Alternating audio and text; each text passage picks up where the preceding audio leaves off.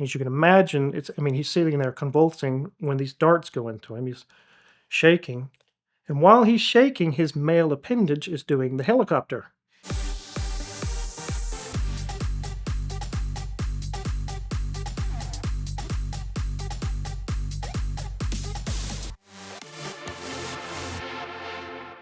Today I'm going to reveal to you guys a very interesting fact about the car wizard and how before I was the car wizard, I just met my wife, Mrs. Wizard. I worked as a jail deputy for 3 or 4 years in a county jail. And I have some very interesting stories to tell you guys. Some things that I've seen. These are things that in the background, as you drive by a jail or you hear about a jail, no one really knows what happens inside the jail. I'm going to give you guys kind of a insider's view on what really goes on in there. As you can imagine, it is a dangerous job. You're dealing with murderers, violent criminals, all kinds of people that resort to those types of things to solve the problems. There's another dangerous aspect to it that actually has nothing to do with violence. It's actually viruses, diseases that transmit within the jail. People come off the street. Some of them are homeless. They've been who knows where. They've been involved with who knows what. And now you're touching a lot of handles and things that they're touching. And you can inadvertently bring that home to your family. So there's lots of hand washing and things going on in there. But all that is inside the jail because it came off the street. It didn't just magically go away.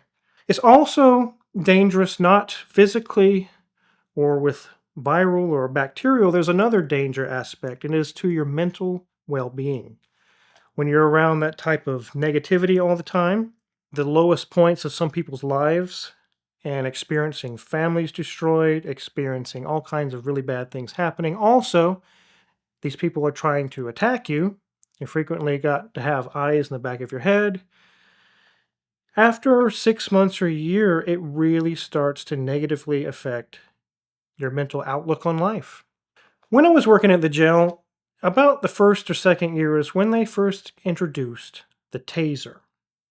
That is when it started being used here and there on the streets, but they started thinking about using it within the jail because you get someone who's violent or has maybe a metal object they're trying to stab with. You don't want to try to box with that person or fight with that person. You just want to eliminate the violence without hurting them permanently. Get it done as fast as possible, and the taser really did do that. But up until that point, no one had ever really seen what they do or how they operate. A story that I have is kind of funny, but it's not funny because the person went through a lot of pain. But this person, who was an inmate in the facility, had gotten completely naked. They were attacking other inmates, so we got them up to a holding cell, which is just by themselves. There's no one else in there. They're pounding on the windows so hard that they're actually risking to hurt themselves, and that's an issue because you don't want inmates breaking their own arms or fingers. Or then the person starts defecating and throwing it everywhere, and it's all over the windows. And finally, the actual sheriff came in and was like, "We have to stop this. We have to get this guy under control. He's not going to do it by physically fighting or reasoning or talking. It's not going to work. We have to get this under control. Let's use this new invention, the taser." So we opened the door, and my friend, I won't mention any names, but he had a taser. He was ready. He shined the laser at the chest of this person, the inmate, and he looked like he was about to start running towards us, and he fired the taser. And as you can imagine, he's sitting there convulsing when these darts go into him. He's shaking. And while he's shaking, his male appendage is doing the helicopter. And at the time, it was like, it's kind of funny, but at the same time, it's not. And then the guy just kind of falls over like a stiff board, and he's laying on the ground. After it's all said and done, it was just silence, because we were like, what did we just witness here? No one had ever, we received training, we seen how it works, we got to feel how it feels, but to actually use it and see it work. We're like, okay, so we took care of it, did all the procedures, got everything wrapped up. This inmate said, "I don't know what that is. I don't know what you just did to me.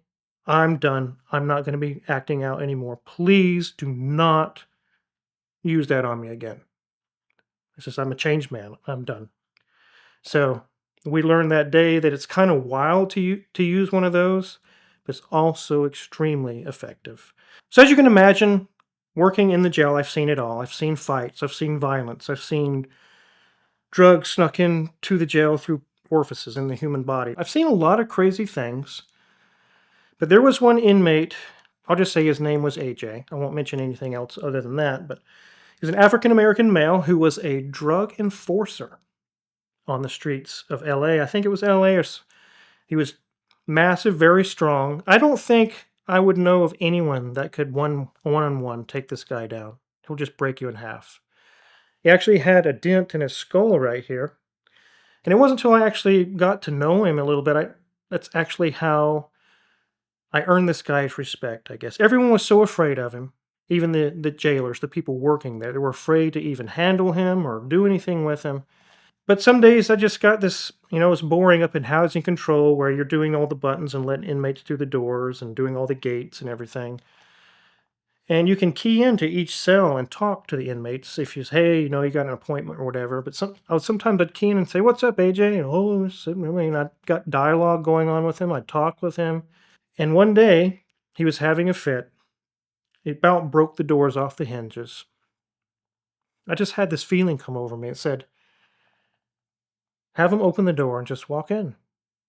And at the time, the jail captain said, no, I can't do that. He's going to attack you. I said, no, I have a feeling that won't go that way. They opened the door. I walked in, and he just stood there and looked at me. And he goes, I need to get some more toilet paper. He was out of toilet paper. He was going crazy because of that. I was like, that's it? You're throwing a big fit because of that? Why didn't you just ask for some? We could key it up and talk to the guy up there. And he's like, I'm just having a bad day. This is the way I want to respond. And I talked to him a little bit, and I said, well, we'll get you some more toilet paper. Totally calmed it down. I walked out, and the other jailers were like, how did you do that? Right. Sometimes you don't meet violence with violence. You just say, what's wrong here? What's going on? What do you need, Maybe that was kind of risky at the time. I thought, now that I look back on it, maybe he could have attacked me, but I felt that I had a dialogue with him, and it actually proved to be true. It actually worked out. And the thing I want to bring up about that particular story is what brought our kinship even between a jail deputy and a violent drug enforcer was cars. We talked about cars back and forth here or there. He used to be a mechanic many, many years ago and kind of developed a friendship out of it. And to finish out that story, why was there a dent in his head? He told me he went on a job to enforce to get money or whatever for a client that wasn't paying, and this client put an axe in his head. It went pretty deep. It broke the skull, and I was like, did you go to the hospital? He goes, no, I can't go to the hospital. For the line of work I do? No. He said, I went and pulled it out and put ice on my head, sewed it back up, and put ice on it, and just lay there for a couple of days, sipping on food, drinking food and whatnot. And let it somewhat heal up. He had connections. He could get antibiotics and things. And he was like, it healed up that way. There's the dent. He said that when you do this line of work, you can't go to the hospital. Whatever happens to you, you have to deal with it. Possibly die. Just the way it is. So at that time in my life, I had actually anticipated or thinking about going on what's called going on the road, being a road patrol deputy, not just working in the jail. Actually getting my own vehicle and being a deputy out in the real world. After seeing all kinds of crazy stories like that and seeing some of the things that I've seen, there was one incident that happened. It's actually sad. It's not a good story to tell, but I'll tell it to you guys because it changed my mind on things. Actually had a city officer bring in a gentleman who was an African American, and he had a giant goose egg on his head. He was bleeding, and he actually had some teeth missing. Before we can book them into jail, we can't just book them in and they're injured. We need to know what happened. Do we need to provide assistance or any kind of medical attention? I asked the officer, what happened here? What's with the bleeding concussion and the teeth missing? And I was thinking maybe this guy got violent or something, and this officer said he wouldn't shut his effing mouth. And he used the N-word. I was like, okay. And I looked back and the thing behind me is the office, and the captain was in there, and he was like, this can't fly. And this is the really crazy part of the story. They had found out that this officer had wrongfully assaulted this arrestee. The state troopers were called and they came and arrested the officer in front of God and everybody right there and placed this officer under arrest. And after that was all said and done, that officer no longer had a job, which is, I'm glad. He doesn't need to be on the force being that way. But after that guy left, all the story's gone, everything's done, I started really reevaluating. This is a really strange world, a very negative world, and I don't think I want to bring that into my home or into my family, and I decided to pursue other ventures. So, one thing that's really funny is Mrs. Wizard would tell our children, when you go to school in the morning and someone asks, "What does your dad do?" Make sure you tell them he works at the jail, not that he is in the jail. Because they would go and the teacher said, "What does your dad do for a living?" "Oh, he's at the jail." They were like, "Oh, okay. What did he do?" "Nothing. He works there." "Oh, okay. Now we've clarified that." Okay. So there definitely was something funny that Mrs. Wizard worked with our kids. Your dad works at the jail. He's not in jail. Okay. And that was kind of funny. But anyways, to finalize the whole jail experience, through all the negatives and things that I saw there, I actually gained a lot of positives.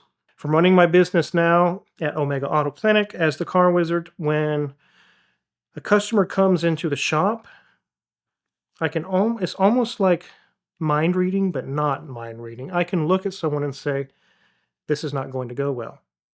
I can just tell. I've been through altercations, fights, and all the different things you could think of in a jail. And I can even use this out in the public. Go to Walmart. I actually was with Mrs. Wizard one time and said, that person's about to steal something. She's like, don't say that. How do you know? Sure enough, they did. Saw them put stuff down in their pants and left. It has helped me in a lot of ways to get a feel for people with customers. I've had the office guy have customers come in that get unruly, get mad. I actually had one time that was just shouting and so angry. It looked like he was about to hit someone. It was over something stupid, the pricing on the ticket. I went in and said, what's going on? My office guy said, this guy almost threw a chair at me. This guy is going ballistic. I don't know what his problem is. I've dealt with bigger problems than this working in the jail. The first thing I did is walk into the office and I got right in this guy's face, eye to eye. I said, what the hell do you want? What are you doing in my office? This is my shop. You don't come in here and talk this way. I own this place. I said, if you're going to do something, do it. I said, and let's see how it ends. I said, I've dealt with bigger and badder people than you, and we can keep going doing this all day, or you can let me know what is going on here.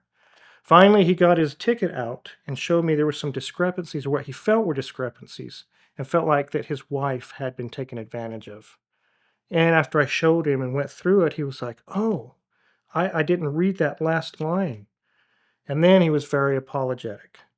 And then he said, I was worried you were going to rip my head off. I said, no, I'm not actually. I was just going to stand my ground. I don't allow people to come in here and talk to my office guy that way, especially look like you're going to throw a chair at them. It actually ended okay. Actually, that person's a good customer today. But an attribute, I guess, or not really a gift or something, but something I gained from working in a jail is to be able to ascertain a situation and make an action, make a decision quickly. So. Successful car purchasing is all about knowing your buying power and being able to move quickly. And the best way to do that is getting pre-qualified with Premier Financial Services. Call one of these numbers, speak to one of their representatives, fill out their application, and then you'll know exactly how much car you can buy. You'll approach a seller, tell them you're already qualified, you've got your simple lease set up from Premier Financial, and you'll be able to close very, very quickly. That's why Premier is one of the most powerful partners in the world of exotic car financing, and that's why I turn to them every time I go out and try to buy something crazy.